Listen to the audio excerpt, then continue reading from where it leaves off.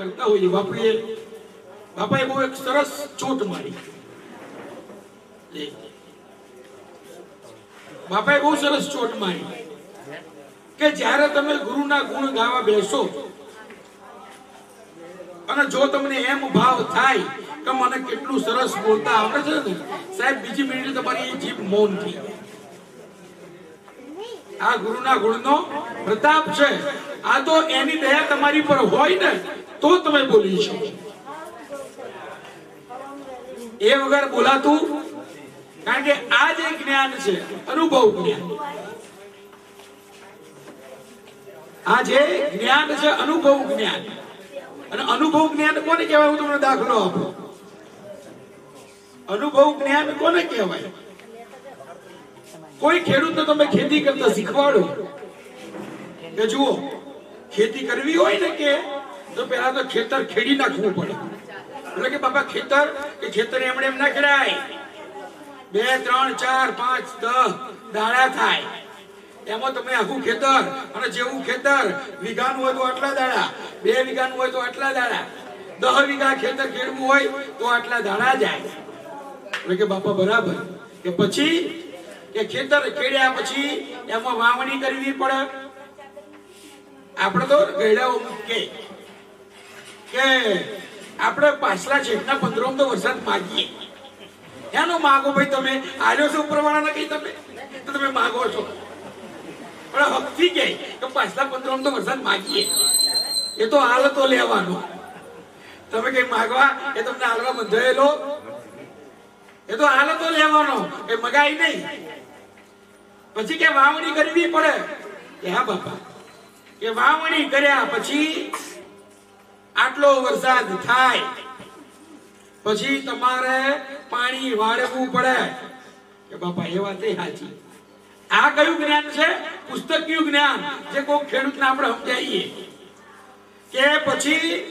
કે પછી બધું પતી જાય પછી 3 મહિના રાહ જોવી પડે અને 3 મહિને પાક ખેતરમાં તૈયાર. આ રીતે ખેતી થાય. આ રીતે ખેતી થાય. એ તો 45 ડિગ્રી ગરમીમાં પેલો ખેડતો હોય ને એના ખબર હોય કે ચમનું ખેડાય છે. આ અનુભવ જ્ઞાન. જે 45 ડિગ્રીમાં ખેડતો હોય ને ખેતર, એના ખબર હોય કે કેમનું ખેડાય. એક વરસાદ ના પડે ને વાવણી કરી નાખી હોય ને ત્યારે જે ચિંતા થતી હોય ને એને પેલાને ખબર હોય અનુભવ નાણાને કે મરી ગયા આ વખતે. કે પછી પાણી વાળવું હોય, પાણી તો સવારના 4 વાગે.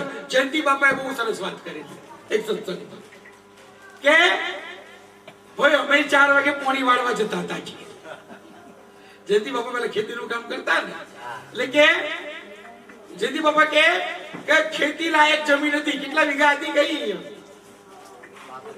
35-40 વીઘા ખેતી લાયક જમીન. એ ખેતી લાયક જમીન આપી દીધી અને આ ભક્ત મંડળ માટે ડોમ બનાવવા માટે બીજી જમીન રાખી બાજુમાં રાખી ને. એ શેના હાટે રાખી છે? તો ફળદ્રુપ જમીન આલી દીધી છે એ લેવાતો. એ તો સવારે 4 વાગે બરાબર પોહ મહિનાની ઠંડી હોય ને, અને પોહ મહિનાની ઠંડીની અંદર જ્યારે તમારે પાણી વાળવા જવાનું હોય ને ત્યારે ખબર પડે કે 4 વાગે ચમનું ઉઠીને પાણી વળાય છે. આ બોલી નાખવાથી કઈ થતું નથી. સંતોની પાસે અનુભવની વાત છે. સંતોની પાસે શેની વાત છે? અનુભવની વાત છે. અને અનુભવ જ્ઞાન વગરનું બધું નકામ.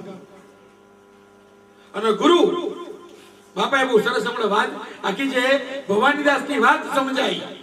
જગત કહે છે કે ભવાનીદાસ તો બોબડા હતા, કે જો બોલી નહોતા શકતા, પણ જોધલપીર ગુરુનો હાથ પડ્યો અને પછી એમને જ્ઞાનની સરવાણી ફૂટી. ગુરુની તાકાત શું કામ કરે? આપણા મહાપુરુષોના પ્રસંગો અને શાસ્ત્રોમાં જે વાત માર્મિક રીતે કીધેલી છે, પણ એના મૂળમાં તો ગુરુ જ પડેલા છે. એના મૂળમાં પણ શું પડેલું છે? ગુરુ પડેલા છે. જો તમે મહાભારતનો પ્રસંગ જુઓ, આપણને એમ લાગે લોકોએ જે રીતે ચિત્રામણ કર્યું એ રીતે બરાબર છે, પણ જો તમે ગુરુકમ દ્રષ્ટિથી જુઓ તો જ્યારે બરાબર દુર્યોધન શેની ઉપર કૂદ્યો, દુર્યોધન પાસે પોતાની કોઈ શક્તિ હતી નહીં, પણ દુર્યોધનની પાસે કર્ણ હતો. બરાબર સમજો કે સંગ કોનો કરવો. મહાભારત મને તમને શું શીખવાડે છે? સંગ કોનો કરવો કે દુર્યોધન કોની ઉપર બરાબર જોર મારતો હતો કે એની પાસે કર્ણ જેવો મિત્ર હતો, પણ દુર્યોધન એ ભૂલી ગયો કે આ કર્ણ જેવો મિત્ર છે, પણ કર્ણ ગુરુનો શ્રાપ લઈને બેઠો છે. ગુરુ દ્વારા શ્રાપિતો હોય એ તમને કોઈ દિવસ જીતાડી ના શકે, પણ ગુરુનું મહત્વ ઓછું આંક્યું બે જણાએ.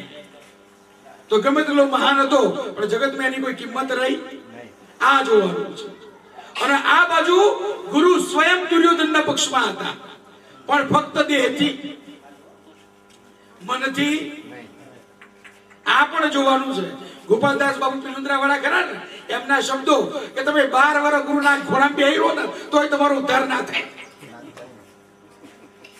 તમે 12 મહિના ગુરુના ખોળામાં જઈને બેહી રહો. આ તો અમે આ જઈએ ને જુનાગઢમાં એટલે ઘણા લોકો આવે, પછી બાપા બેઠા હોય ને એટલે એકદમ બાપાની બાજુ જઈને ફોટા પડાવે, પછી ફોટા બાપાની બે જોડે બે ફોટા પડાવે. પછી બધા મોટા મોટા સંતો આયા હોય, આ મોરારી બાપુ હોય, પછી પેલા શ્રીનાથ બાપુ હોય, બધાની બગલમાં ફોટા પડાવે અને મારા દેવા દેખાડે કે બાપુ જુઓ ભરત બાપા જોડે મારા ઘરના સંબંધ છે. પેલા જોડે ફોટો બતાવો તો આમની જોડે મારા ઘરના સંબંધ છે કે પાછા એ ફોટા મળાય ઘરમાં. પણ એ મહાપુરુષોની એકે વાત જીવનમાં ઉતારી હોય એટલે ગોપાલદાસ બાપુએ કીધું કે 12 વર્ષ ગુરુના ખોળામાં બેહી રહો ને તોય તમારો ઉદ્ધાર થાય. ગુરુની વાતને ગ્રહણ કર્યું તો તમારો ઉદ્ધાર થાય. એટલે આ બાજુ દ્રોણ સ્વયં દુર્યોધનના પક્ષમાં હતા, પણ ફક્ત દેહથી, ફક્ત દેહથી. બાકી ગુરુના આશીર્વાદ ક્યાં મળેલા હતા? પાંડવ. અને સાહેબ જગત ભલે ગમે તે કહેતું હોય કે ભગવાન હતા એટલે જીત્યા, ભગવાન હતા એટલે નતા જીત્યા, ગુરુના આશીર્વાદ હતા એટલે જીત્યા. ગુરુના આશીર્વાદ પડેલા હતા. અને બહુ સરસ તો એક પ્રસંગ છે કે જ્યારે બાણ ખેંચ્યું પહેલું અર્જુને મહાભારતના યુદ્ધમાં, એટલે પહેલું બાણ દ્રોણના પગમાં માર્યું. પહેલું બાણ કોના પગમાં માર્યું? દ્રોણના પગમાં માર્યું. બીજું બાણ ભીષ્મના પગમાં માર્યું. ત્રીજું બાણ કૃપાચાર્યના પગમાં માર્યું. અને પછી બાણે શબ્દો, પછી દ્રોણે શબ્દો ગયા કે અર્જુન જો આ બાણ તે મારા પગમાં ના માર્યું હોત ને તો બીજી ક્ષણે તારા સહિત તારા સૈન્યનો નાશ કરી નાખે, કારણ કે તું ગુરુ મર્યાદાના લોકવાનો હતો. પણ પહેલું બાણ તે ગુરુના ચરણમાં માર્યું ને, હવે જા હું તને વિજયના આશીર્વાદ આપું છું. આ ગુરુ કૃપા. આ મહાભારત મને તમને શું શીખવાડે છે? આ ગુરુ કૃપા. એમણે કહ્યું કે જા હવે મારા તને આશીર્વાદ છે. અને છતાંય શું બન્યું યુદ્ધની અંદર કે દ્રોણને ચપકી વાગી. કારણ દુર્યોધને મેણા માર્યા કે હું તમે મારા ગુરુ, તમે એમના ગુરુ, અને તમે ગુરુ થઈને વંચો રાખો. તમે ગુરુ થઈને વંચો રાખો છો કે મને નહીં જીતાડવાનો. પાંડવને અને દુર્યોધન થોડો ગડગડો થઈ ગયો. અને બાપા એમણે વાત કરી ને કે કરુણા કોણ કરે? જેની જોડે કમાણી હોય એ કરે. એક જણો બાવો બન્યો અને બધું છોડી દીધું અને પહેરી લીધા લુગડા ભગવાન. એટલે બૈરાએ કીધું કે જુઓ આપણા છોકરા નેના છે, હજુ બધાને પરણાવવાના, પંથાવાના, ભણાવવાના, ગણાવવાના, તમારાથી બાવા બનાવી નહીં. બૈરા ઉપર બગડ્યો કે क्या समझती है क्या तू? मुझे रोकती है, मुझे बाबा बनने से रोकती है क्या तू? देखते तो भरतहरि गोपीचंद 92 लाख माड़वे के राजा एक पल में दुनिया छोड़ दी, एक पल में राजपाट छोड़ दिया और तू मुझे रोकती है? પેલી કે પેલો ભાવો બન્યો ને તો 92 લાખ માણવાનું રાજ મૂકીને ગયો તો તું બીજી હાડી મૂકીને જતો નહીં. અમારે ખાવું શું? કોણ છોડી શકે? જેની પાસે હોય એ. જેની પાસે હોય ને વાપરી કોણ શકે? કે જેણે ભેગું કર્યું હોય ને એ વાપરી શકે. એટલે કમાણી સંતોએ કરી હોય ને તો મારો તમારો ઉદ્ધાર કરે. સંત વચન ફેંક તો 100 વખત વિચાર કરે. કારણ કે એનું બોલેલું અફળ ના જાય. એનું બોલેલું અફળ જાય. અમારા ગુરુ મહારાજ કહેતા, બેટા ગુણના ગુણ ગાવ, એનો વાંધો નહીં, પણ એક અયોગ્ય શબ્દ મોઢામાંથી નીકળવો ના જોઈએ. કારણ કે તમે બોલશો એમ થશે, કારણ કે તમારા અમને આશીર્વાદ છે.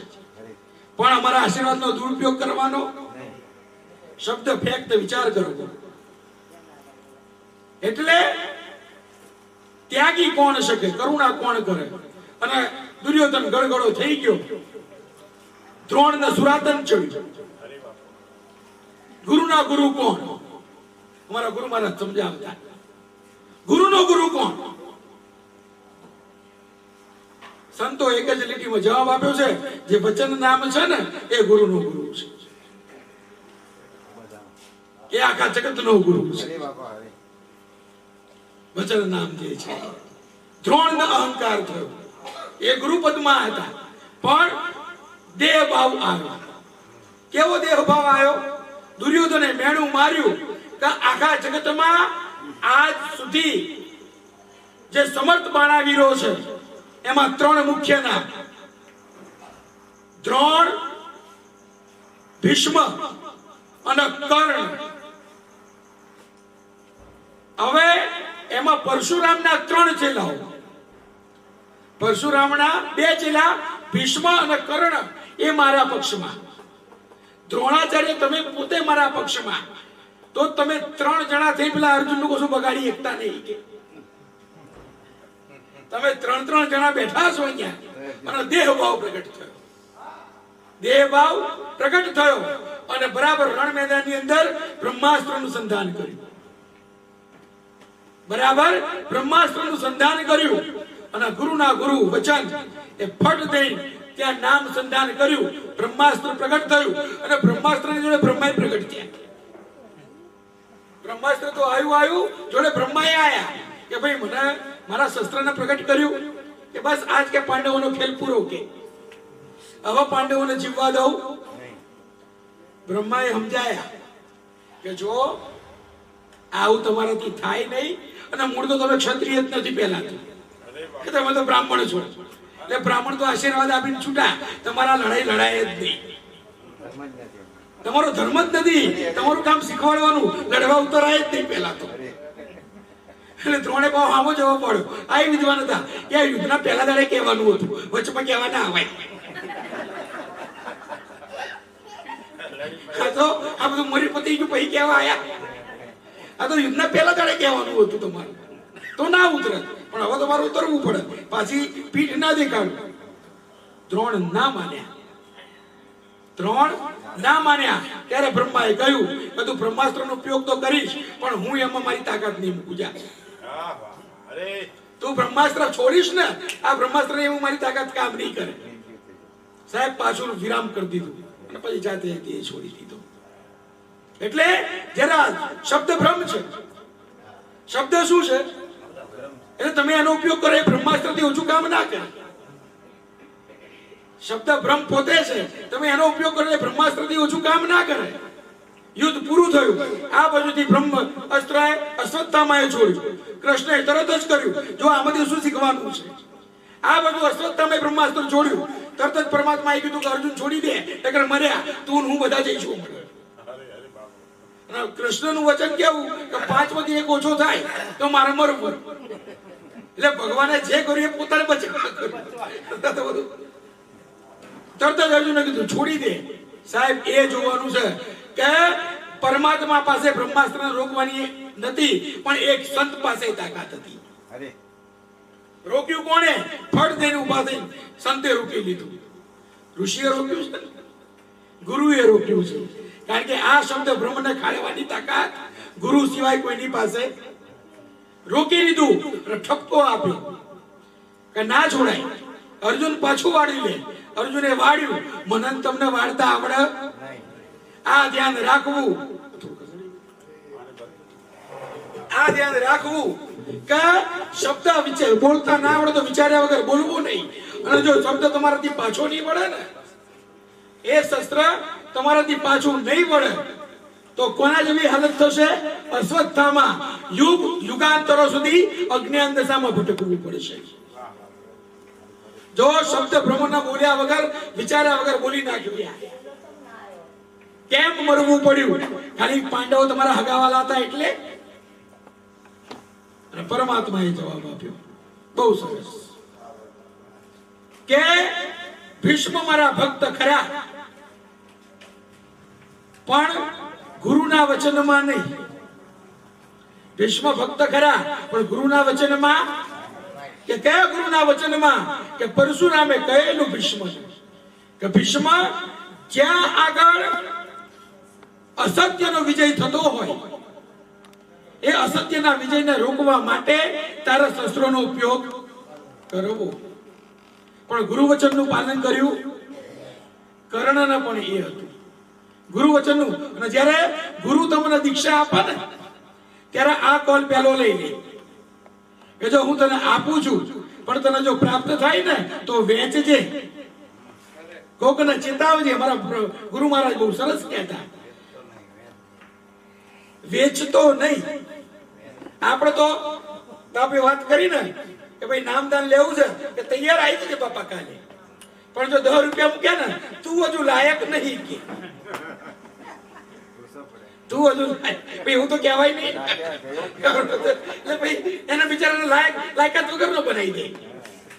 અને કોક હજુ કાલે તો ફોજમાં દાખલ થયો હોય, એક સત્સંગ કર્યો હોય અને બીજા સત્સંગે લાગે કે બાપુ બરાબર છે એટલે આવા થોડ દે 10,000 નું બંડલ મૂકે બેહી જા હાલ બેહી જા.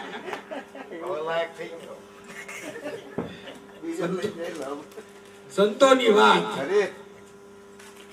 કે ગમે તેવો હોય ગુરુ મર્યાદાનું ઉલ્લંઘન ન થાય. સંતોએ વાત મૂકી કે પરમાત્માને કહેવું પડ્યું. અને પછી જ્યારે પરમાત્મા એવું નથી કર્યું, પરમાત્માએ સત્ય કહેવું હોય ત્યારે કીધું છે. કારણ કે ગુરુ મર્યાદાની બહાર જઈને બોલાય નહીં. દ્રૌપદીએ પૂછ્યું કે કૃષ્ણ જ્યારે શાંતિ મંત્રના માટે ગયા ને, જો શાસ્ત્રોમાંથી શું શીખવાનું છે? યોગ્ય સમયે સત્ય વાત તમે ના કહી શકો તો બાપે હમણાં વાત કરી 4 મુખની. ગુરુમુખની વાત તો બહુ મોટી છે. અને એક વખત ગુરુમુખી થયા પછી તમારાથી કોઈ તમને ગુરુમુખી ના કહે. જો સૂરજમુખી સૂર્ય પ્રમાણે ના ફરે તો કોઈ એને સૂરજમુખી કહે? કોઈ ના કહે. એમ ગુરુમુખી તમને કોઈ ક્યારે કહે કે જ્યારે તમારા વચન માંથી તમે ફરો. જાણે જાય ખાલી તોરલને એટલું જ કીધું કે તોરલ જોડે સમાધિ લઈશું. અને પછી તોરલ વાયકી ગયા છે અને જાડેજાએ સમાધિ લીધી ને એટલે તોરલે એને સીધું સંભળાવી દીધું કે જાડેજા આ વચન ચૂક્યા 84 જાય, બીજું કઈ થાય? 84 જવું તમારે કે વચન ચૂક્યા 84 માં જાય જાડેજા, આ વચન ન સંભાળીને વેલા વચન સંભાળીને જાગજો. મારા તમારા માટે જાગવાનું, આ ગુરુ નામ વચન ન સંભાળીને જાગવાનું છે. બાપુએ વાત કરી કે ગુરુ મરી ગયા. ગુરુ મળતો હશે, જે અજરા અમર છે એ સમય ગયા. શેમ? જે એમના હતા. આટલો સંદેશો મારા ગુરુને કહેજો. અને ગુરુ મારા તમે સેવકના હૃદયમાં રહેજો. કે સંદેશો મારા સદગુરુને કહેજો કે કાયાનું દેવળ અમને લાગે છે કાચું, પણ એની ભારવણી અમને દેજો. એની એક લીટી કે ગુરુજી તમે છો અમારા અને અમે તો તમારા. આ ભાવ ગુરુ સમાય. ગુરુ કોઈ દાડો જાય નહીં. ગુરુ તો સમય જાય કે ગુરુજી તમે છો અમારા અને અમે તો તમારા. આ જન્મો જન્મ ભેળા રહેજો કે સદગુરુ મારા અમને ચરણોમાં લેજો. કે મરણ તિથિનો ગુરુજી મહિમા છે મોટો. તિથિનો શેનો મહિમા? કે પરમેશ્વર મેં તુજ ભજા એક કારણ હરી આજ, કે जिस दिन आ जग छन्नड़ो वो दिन तो से काज. કેમ પરમાત્માનું, કેમ ગુરુનું ભજન કરવાનું? કે પરમેશ્વર મેં તુજ ભજા એક કારણ હરી આજ, એક જ કારણથી તને ભજી રહ્યો છું. કે जिस दिन आ जग छंडनो वो दिन तो से काज। જ્યારે આ છોડીને જવાનું છે ને ત્યારે તારું કામ છે, એ સિવાય શું કામ છે મારે તમારો ગુરુનું કામ ક્યારે છે કે જ્યારે આ બધું છોડીને જતું રહેવાનું છે ત્યારે। સંતોએ વાત કરી કે તમે જો અમારા ને અમે તો તમારા, જન્મો જન્મ ભેળા રહેજો કે મરણ તિથિનો ગુરુજી મહિમા છે મોટો। જગત મને જિંદગી કેવી જીવો યાદ નહીં કરે, પણ કેવી રીતે જઈશ ને એ બધા સંભળાઈ જશે। કદાચ જો આ તો જગતની અજ્ઞાનતા છે, કદાચ તમને દેહ કષ્ટી પડે ને તો લોકો ખબર કાઢવાની પૂછી પહેલો પ્રશ્ન શું કરે, ગુરુ કરે તોય આવું છું? પહેલો પ્રશ્ન એવો પૂછે કે ગુરુ કરે તોય આવું છું? ગુરુ તો જીવના કલ્યાણ માટે છે, દેહ તો દેહનું કામ। પેલો પહેલવાન જેવો પહેલવાન ધારાસિંહ હતો ને તો છેલ્લી અવસ્થામાં 2 પગથિયા જતો ચડી ગયો, તો દેહ તો દેહનું કામ કરવાનું છે, ગુરુનું કામ દેહને સંભાળવાનું નથી। એ તો તમારા કાયાના અંદર રહેલા ચૈતન્યને પ્રગટ કરવાનું છે કે મરણ તિથિનો ગુરુજી મહિમા છે મોટો કે અંત વેળાએ આળા દેજો। અંત વેળાએ આમ સીધો રસ્તો છે, સીધો રસ્તો ગુરુના ઘર તરફ જવાનો છે, 2 બાજુ ખાઈઓ છે, સહેજ રસ્તો ચૂક્યા એટલે સીધા 84 માં આ ખૈસાની કીધી છે 84 ની સહેજ ચૂક્યા ત્યાં માગ્યું કે મરણ તિથિનો ગુરુજી મહિમા છે મોટો પણ અંત વેળાએ આડા દેજો। કદાચ આમ પડતો હોય ને તો આમ આડું ધરી દેજો, તો પછી જતો જો નહીં, સીધે રસ્તે આ મારું શબ્દ રહેતો। એટલે દ્રૌપદીએ કીધું કે તમે શાંતિ મંત્રણા માટે જાઓ છો, પણ મારા લાંબા વાળનું શું? જ્યાં સુધી લોહી ના પીવો ત્યાં સુધી મારા બાંધવાના। બહુ સરસ પરમાત્માએ જવાબ આપ્યો કે દ્રૌપદી, આ લાખો લોકોના જીવો આગળ તારા વાળની કિંમત કશી નથી। હું તારા વાળ બંધાવવા માટે લાખોનો જીવ ના લઈ શકું, અને જે નિયત છે એ બનવાનું છે, પણ તારા માથે ટોપલો હું કરવા લઈ છે?